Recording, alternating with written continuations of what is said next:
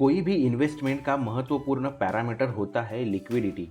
आसान भाषा में बोले तो क्या जब भी आवश्यकता हो तभी हम कितनी आसानी से इन्वेस्टेड अमाउंट खुद के लिए निकाल पाते हैं वो। क्या आपका म्यूचुअल फंड जब आप मांगो तभी आपके लिए पैसा रिडीम करके देगा? अभी तक तो ये सवाल अनदेखा था, लेकिन सेबी जो इन्वेस्टर के पैसों का ख्याल भी रखती है, उन्होंने म्यूचुअल फंड से ये सवाल का जवाब मांगा है। और वो सवाल है, अगर इन्वेस्टर आपके पास रिडेम्पशन रिक्वेस्ट देते हैं तो क्या आप वो सभी रिक्वेस्ट पूरी कर पाओगे? कोई भी म्यूचुअल फंड हो, स्मॉल कैप हो, मिड कैप हो, लार्ज कैप हो, फ्लेक्सी कैप हो, बैलेंस्ड हो, हाइब्रिड हो, कोई भी हो, यहाँ पे सभी फंड को स्मॉल, मिड या लार्ज कैप कंपनी में निवेश करने के लिए लिमिटेशंस है और ये सभी लिमिट्स म्यूचुअल फंड हाउस मानते भी है। और इसी वजह से आप कोई भी फंड देखें तो उनका जो भी एसेट्स है वो इक्विटी, डेट या कैश सेगमेंट्स में आपको दिखेगा। यही 3 सेगमेंट में रिटेल इन्वेस्टर्स का पैसा म्यूचुअल फंड इन्वेस्ट करते हैं और इन्हीं में से जो कैश सेगमेंट है उसका पैसा इन्वेस्टर के रिडीम्पशन रिक्वेस्ट फुलफिल करने के लिए काम में आता है। लेकिन समझो अगर कोई म्यूचुअल फंड में 50% तक इन्वेस्टर अपना पैसा निकालना चाहे तो क्या तभी भी फंड कैश सेगमेंट से ये सब रिक्वेस्ट पूरी कर पाएगा? कैश सेगमेंट का परसेंटेज अलोकेशन देख के तो ये रिक्वेस्ट पूरी होना मुश्किल ही लगता है। तो अभी सेबी सभी म्यूचुअल फंड से यही जानना चाहती है कि अगर समझो 50% तक इन्वेस्टर रिडीम्पशन रिक्वेस्ट दे तो क्या फंड हाउस ये पूरी कर पाएगा? और ये जानने के लिए सभी फंड हाउस ने mid cap, small cap funds के लिए एक टेस्ट रिजल्ट सेबी को प्रोवाइड करना ज़रूरी है और यही है स्ट्रेस टेस्ट। अभी ये टेस्ट केवल मिड कैप और स्मॉल कैप फंड्स के लिए ही क्यों? तो रिसेंट पास्ट में मिड कैप और स्मॉल कैप फंड्स में ह्यूज इन्वेस्टमेंट रिटेल इन्वेस्टर के द्वारा हुई है, ऐसा देखने मिला है। ऐसे में अगर कभी मार्केट डाउन ट्रेंड में रहता है और पैनिक सिचुएशन क्रिएट हो जाए और 50% तक इन्वेस्टर अपना पैसा निकालना चाहे तो मिड कैप और स्मॉल कैप फंड्स ही होंगे जिनके ऊपर सबसे ज़्यादा स्ट्रेस होगा और यहाँ पे रिडीम्पशन का मेजर चैलेंज निर्माण हो सकता है। मिड कैप और स्मॉल कैप फंड में लास्ट फ्यू ईयर से जो ग्रोथ हो रही है वो कितनी सिग्निफिकेंट है वो हम देख सकते हैं। अभी कुछ मेजर फंड हाउस ने अपनी स्ट्रेस टेस्ट का रिजल्ट भी दिया है, चलो उन पे भी एक नज़र डाल देते हैं।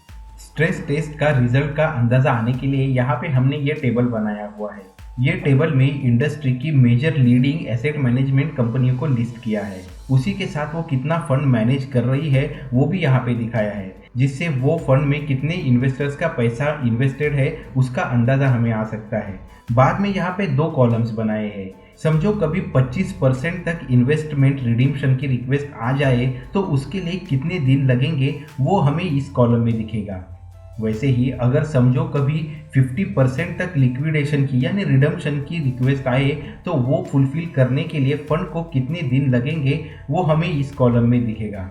एग्जाम्पल के तौर पे हमने जो एएमसी कंसीडर की है वो ये 6 एएमसी है। अभी उनकी फंड साइज देखें तो वो भी हमें यहाँ पे देखने मिलेगा। अगर एडर वाइज एएमसी देखें जिसकी फंड साइज 5066 करोड़ है, उसमें से 25% तक की इन्वेस्टमेंट रिडम्पशन की रिक्वेस्ट आए तो उसे फुलफिल करने के लिए फंड हाउस को 1 दिन का टाइम लगेगा। अगर 50% तक की रिडम्पशन रिक्वेस्ट आए तो उसे फुलफिल करने के लिए फंड हाउस को 2 दिन का टाइम लगेगा। उसी तरीके से अगर आदित्य बिरला सन लाइफ फंड को देखें तो 25% रिडम्पशन रिक्वेस्ट पे उसे 2 दिन का समय लगेगा, तो 50% के लिए इसी फंड हाउस को 4 दिन तक का समय लग सकता है। उसी तरीके से दोस्तों सुंदरम, क्वांट, मोतीलाल और एक्सिस ये फंड में 25% और 50% रिडम्पशन रिक्वेस्ट फुलफिल करने के लिए कितना समय लगेगा, कितने दिन का समय लगेगा वो यहाँ पे हम देख सकते हैं। फंड हाउस की फंड साइज जैसे ज़्यादा है वैसे ही उसको लिक्विडेशन के लिए लगने वाला समय भी ज़्यादा है। इसके लिए एक एक्सेप्शन करके सुंदरम को हम कंसीडर कर सकते हैं। इन जनरल फंड हाउस की फंड की साइज अगर ज़्यादा है तो लिक्विडेशन के लिए लगने वाला समय भी ज़्यादा ही है। अभी मिड कैप पे स्ट्रेस टेस्ट के रिजल्ट देखने के बाद अभी थोड़ा स्मॉल कैप की तरफ बढ़ते हैं। स्मॉल कैप फंड्स के लिए भी उसी तरीके का चार्ट यहाँ पे बनाया है। यहाँ पे जो एसेट मैनेजमेंट कंपनियां कंसीडर की है जो हमने मिड कैप के लिए कंसीडर की हुई थी, यहाँ पे भी फंड जितना भी एसेट मैनेज कर रहा है वो भी मेंशन किया हुआ है। यहाँ पे देख सकते हैं एडलवाइज कंपनी 3199 करोड़ का फंड मैनेज कर रहा है, और ऐसे में अगर उसमें 25% तक की रिडम्पशन रिक्वेस्ट आती है तो उसे मैनेज करने के लिए, उसे लिक्विडेट करने के लिए फंड को 2 दिन का समय लगेगा। वहीं पे अगर 50% तक की रिडम्पशन रिक्वेस्ट आती है तो फंड को यही अचीव करने के लिए 3 दिन का समय लगेगा। उसी तरह से मोतीलाल फंड के लिए देखें, जो 1491 करोड़ तक का कैपिटल मैनेज कर रहा है, उसमें अगर 25% की रिडम्पशन रिक्वेस्ट आती है तो वो फुलफिल करने के लिए 2 दिन का समय लगेगा। तो अगर 50% की रिडम्पशन रिक्वेस्ट आती है तो उसे फुलफिल करने के लिए 3 दिन का समय लगेगा।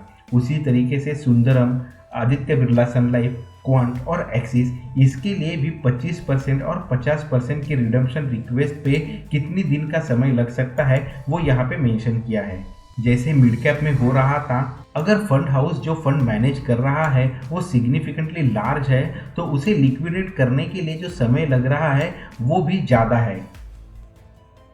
तो अभी हम म्यूचुअल फंड में जब भी इन्वेस्ट कर रहे होंगे तभी क्रिटिकल समय में क्या ये फंड हमें हमारा पैसा वापस दे पाएगा या नहीं, ये जानने के लिए ये स्ट्रेस टेस्ट का रिजल्ट हम ज़रूर देख सकते हैं।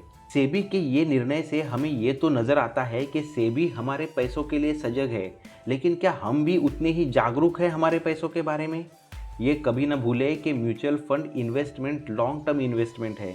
कम से कम 10 साल के लिए तो यहाँ इन्वेस्टेड रहना ही है अगर हम सच में वेल्थ क्रिएट करना चाहते हैं तो।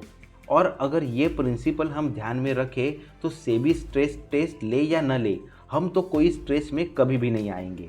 उम्मीद है आज के वीडियो से आपको ज़रूर कुछ ना कुछ सीखने मिला हो। अगर हाँ तो वीडियो को ज़रूर लाइक करें, और ऐसे ही investment, money, finance, concepts and updates के लिए चैनल को सब्सक्राइब करें और बेल बटन भी दबाएं ताकि चैनल का वीडियो आप तक पहुंच पाए।